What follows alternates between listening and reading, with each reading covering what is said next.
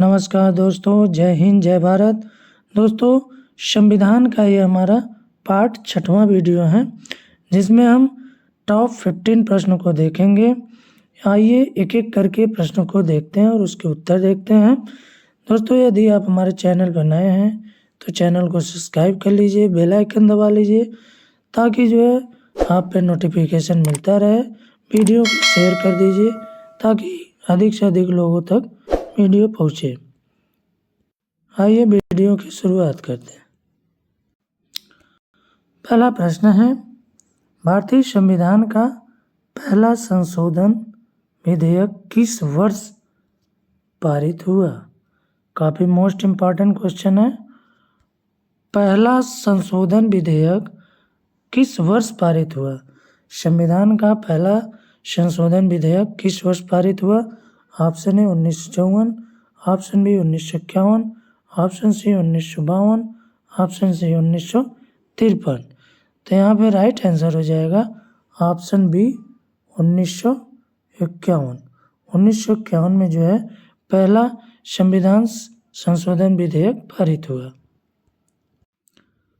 अगला प्रश्न है प्रश्न नंबर 2, भारतीय संविधान के पहले संशोधन में किस अनुसूची को जोड़ा गया? भारतीय संविधान के पहले संशोधन में किस अनुसूची को जोड़ा गया? ऑप्शन है तीसरी अनुसूची, ऑप्शन बी 5वीं अनुसूची, ऑप्शन सी 9वीं अनुसूची, ऑप्शन डी 10वीं अनुसूची। तो पहले संशोधन में किस अनुसूची को जोड़ा गया था? यहाँ पे राइट आंसर हो जाएगा ऑप्शन सी 9वीं अनुसूची को जो है पहले संविधान संशोधन में जोड़ा गया था। कुछ इम्पॉर्टेंट पॉइंट देख लेते हैं हम। संविधान की 9वीं अनुसूची जो है केंद्रीय और राज्य कानूनों की एक सूची है। जो हमारी 9वीं अनुसूची है वह केंद्रीय और राज्य कानूनों की एक सूची है जिन्हें अदालतों में चुनौती नहीं दी जा सकती, क्लियर। अगला प्रश्न है प्रश्न नंबर 3, अनुच्छेद 19 में भारत के संविधान के किस संशोधन ने समान रूप से जमींदारी उन्मूलन कानूनों और विशेष रूप से कुछ निर्दिष्ट राज्य अधिनियमों की संवैधानिक वैधता को पूरी तरह से सुरक्षित करने वाले प्रावधानों को शामिल किया गया? एक बार फिर से देख लेते हैं। अनुच्छेद 19 में भारत के संविधान के किस संशोधन ने सामान्य रूप से जमींदारी उन्मूलन कानूनों और विशेष रूप से कुछ निर्दिष्ट राज्य अधिनियमों की संवैधानिक वैधता को पूरी तरह से सुरक्षित करने वाले प्रावधानों को शामिल किया? कौन सा संशोधन था? ऑप्शन ए चौथा संशोधन, तीसरा संशोधन, ऑप्शन सी पहला संशोधन, ऑप्शन डी तीसरा संशोधन। यहाँ पे राइट आंसर हो जाएगा पहला संशोधन, ऑप्शन सी राइट आंसर। अगला प्रश्न है प्रश्न नंबर 4, भारतीय संविधान का कौन सा भाग संविधान संशोधन से संबंधित है? भारतीय संविधान का कौन सा भाग संविधान संशोधन से संबंधित है? ऑप्शन ए भाग 15, ऑप्शन बी भाग 8, ऑप्शन सी भाग 10, ऑप्शन डी भाग 20। 15, 8, 10, 20। तो भारतीय संविधान का कौन सा भाग जो है संविधान संशोधन संबंधित है? यहाँ पे राइट आंसर हो जाएगा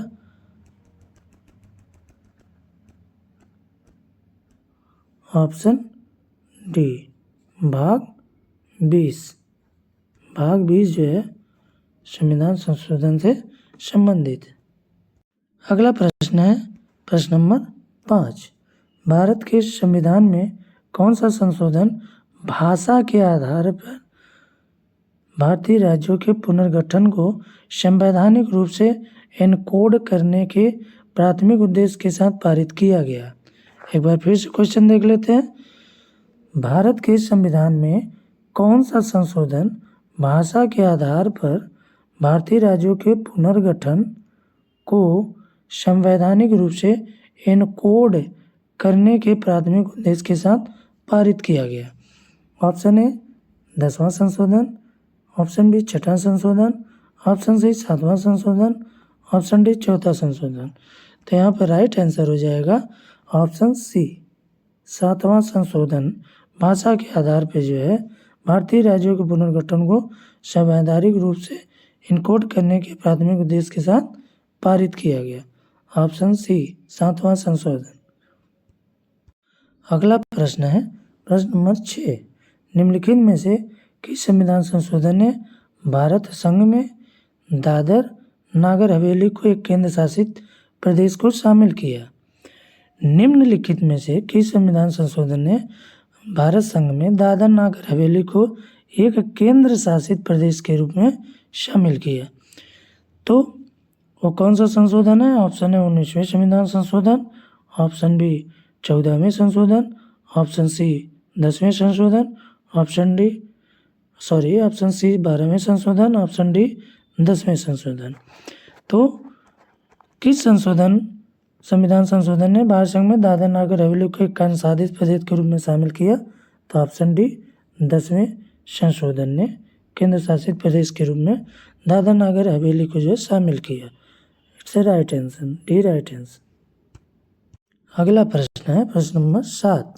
भारत के संविधान के किस संशोधन ने गोवा, दमन और द्वीप को संविधान की पहली अनुसूची में संशोधन करके भारत के 8वें केंद्र शासित प्रदेश के रूप में शामिल किया? किस संशोधन द्वारा? गोवा, दमन और दीव को संविधान की पहली अनुसूची में संशोधन करके भारत के 8वें केंद्र शासित प्रदेश के रूप में शामिल किया? ऑप्शन ए 13वां संशोधन है, ऑप्शन बी 20वां संशोधन द्वारा, ऑप्शन सी 12वां संशोधन द्वारा, ऑप्शन डी 18वां संशोधन द्वारा। तो यहाँ पर राइट आंसर हो जाएगा ऑप्शन सी 12वां संविधान संशोधन द्वारा। Clear? Option C right answer. कुछ इम्पोर्टेंट पॉइंट देख लेते हैं। गोवा को 12वें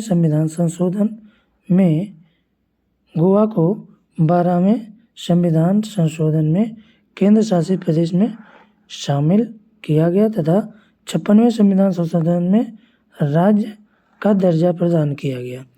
12वें संविधान संशोधन में जो है केंद्र शासित प्रदेश में शामिल किया गया तथा 56वें संविधान संशोधन में राज्य का दर्जा प्रदान किया गया।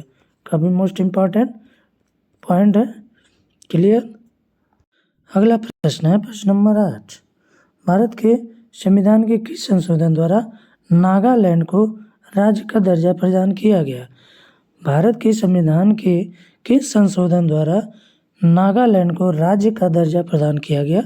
ऑप्शन ए 12वां संशोधन द्वारा, 13वां संशोधन द्वारा, ऑप्शन सी 14वां संशोधन द्वारा, ऑप्शन डी 36वां संशोधन द्वारा।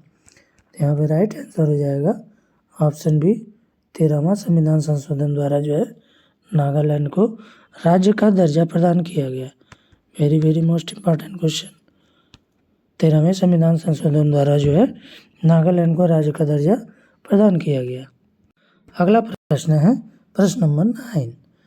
किस संविधान संशोधन अधिनियम द्वारा जो है उच्च न्यायालय के न्यायाधीशों की सेवा मुक्ति की आयु 60 वर्ष से बढ़ाकर 62 वर्ष कर दी गई?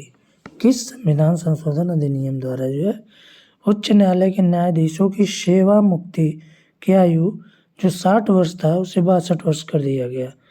तो ऑप्शन ए 11वां संशोधन द्वारा, ऑप्शन बी 15वां संशोधन द्वारा, ऑप्शन सी 12वां संशोधन द्वारा, ऑप्शन डी 19वां संशोधन द्वारा। तो उच्चतम न्यायालय के न्यायाधीशों की सेवा मुक्ति 60 वर्ष से बढ़ाकर 62 वर्ष संविधान संशोधन 15वां द्वारा जो है किया गया है। Option B right answer. Clear? Option B right. अगला प्रश्न है प्रश्न नंबर 10। भारत के संविधान के किस संशोधन ने घोषित किया कि संसद को अनुच्छेद 368 के तहत किसी भी मौलिक अधिकार को कम करने या छीनने की शक्ति है और ऐसे अधिनियम अनुच्छेद 13 के अर्थ के तहत एक कानून नहीं होगा। किस संशोधन द्वारा? एक बार फिर से क्वेश्चन देख लेते हैं। भारत के संविधान के किस संशोधन ने घोषित किया कि संसद को अनुच्छेद 368 के तहत किसी भी मौलिक अधिकार को कम करने या छीनने की शक्ति है? ऐसा अधिनियम अनुच्छेद 13 के अर्थ के तहत एक कानून नहीं होगा।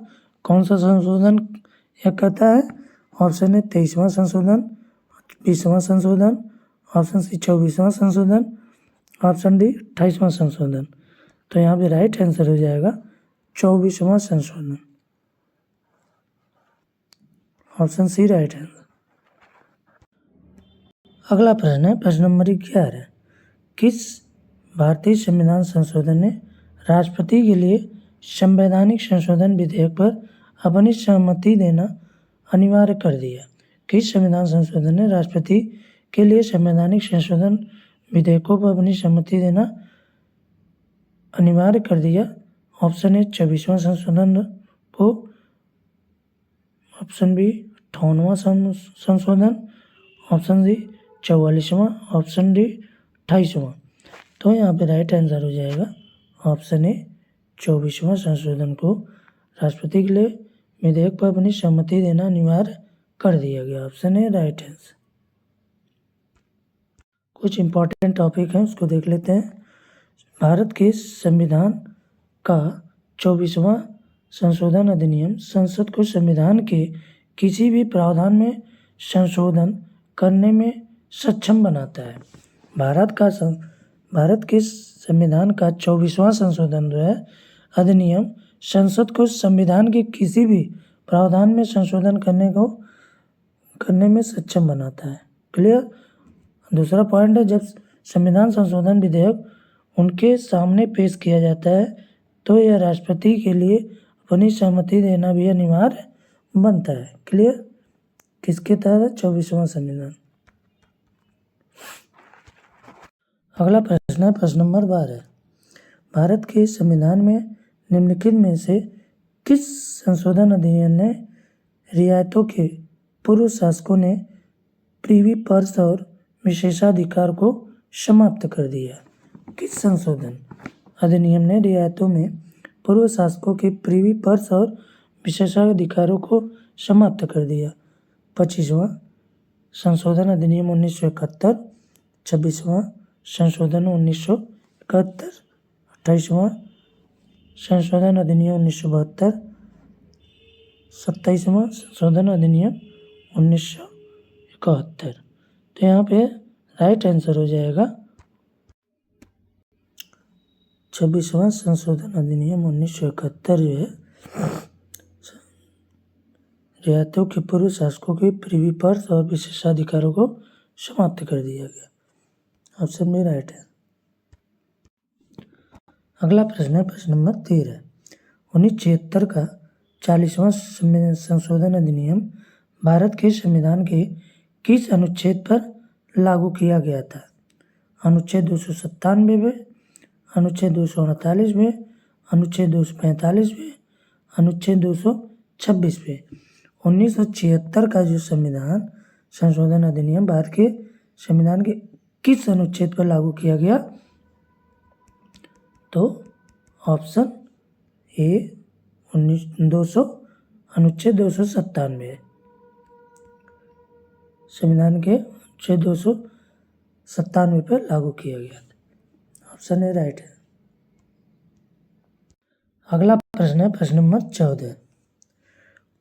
पुरावेश और कला निधि अधिनियम 1972 की धारा 2 के अनुसार कम से कम कितने वर्ष के से अस्तित्व में होने पर किसी भी पांडुलिपि, रिकॉर्ड या अन्य दस्तावेज जो वैज्ञानिक, ऐतिहासिक, साहित्य या सौंदर्य मूल्य का है को प्राचीन वस्तुओं में शामिल किया जाएगा?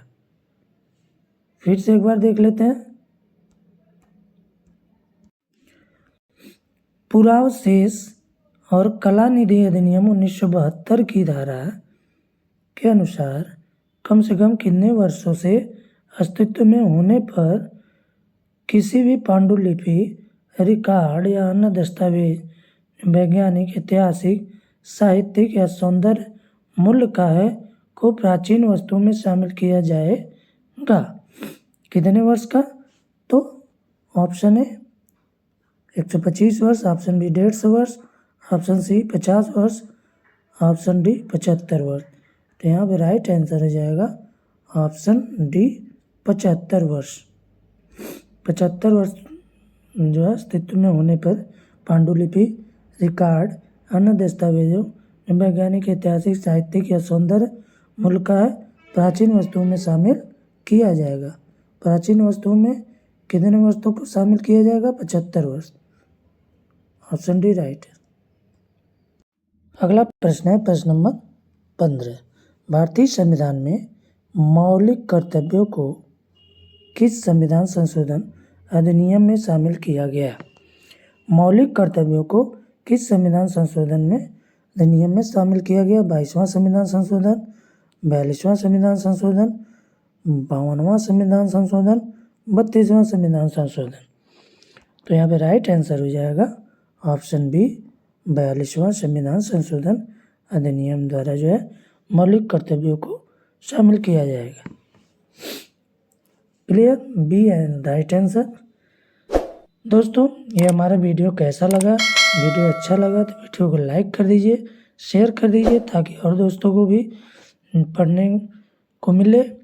तो आइए इसी के साथ जय हिंद, जय भारत।